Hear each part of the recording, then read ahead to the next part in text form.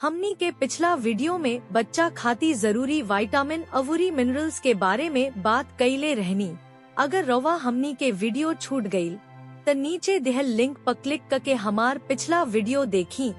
आज हमनी के कुछ जरूरी विटामिन अवरी मिनरल्स के बारे में बात करब जवन की खास तौर पर पुरुष खाती फायदेमंद होखेला।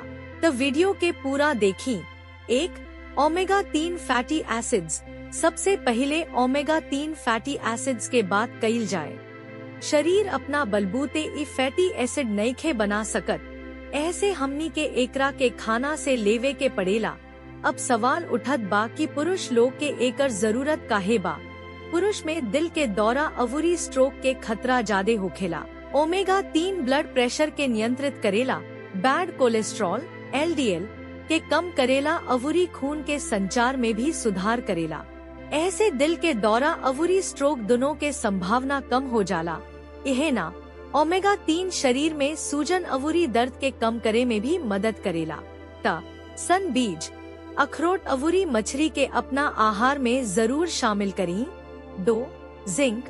अब जिंक के बात कईल जाव। जिंक पुरुष में टेस्टोस्टेरोन के स्तर बढ़ावे में मदद करेला।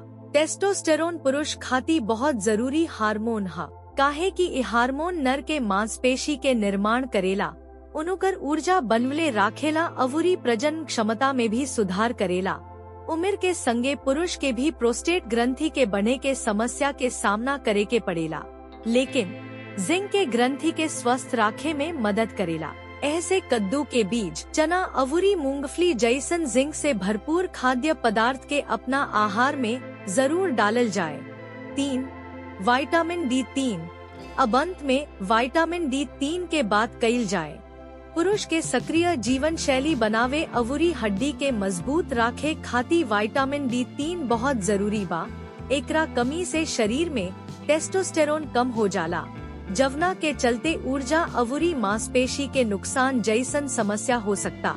विटामिन D3 के कमी से पुरुष में अवसाद अवरी खराब प्रतिरक्षा के समस्या बढ़ जाला। विटामिन D3 से भरपूर खाद्य पदार्थ जैसे मशरूम, अंडा, अवरी दूध के अपना आहार में शामिल करें। अगर स्वस्थ भोजन खैला के बाद भी आपके कवनो विटामिन चाहे मिनरल्स के कमी बा तो डॉक्टर से सलाह लेला के बाद अपना आहार में मल्टीविटामिन के शामिल करें। अगर वीडियो अच्छा लागल तो लाइक, शेयर और सब्सक्राइब जरूर करें। आ कमेंट में बताएं कि रौरा अहमे से कवन सप्लीमेंट लेबे के सोचत बानी। बुजुर्ग लोग खातिर महत्वपूर्ण विटामिन आ मिनरल्स के बारे में जाने खातिर हमनी के अगला वीडियो देखी।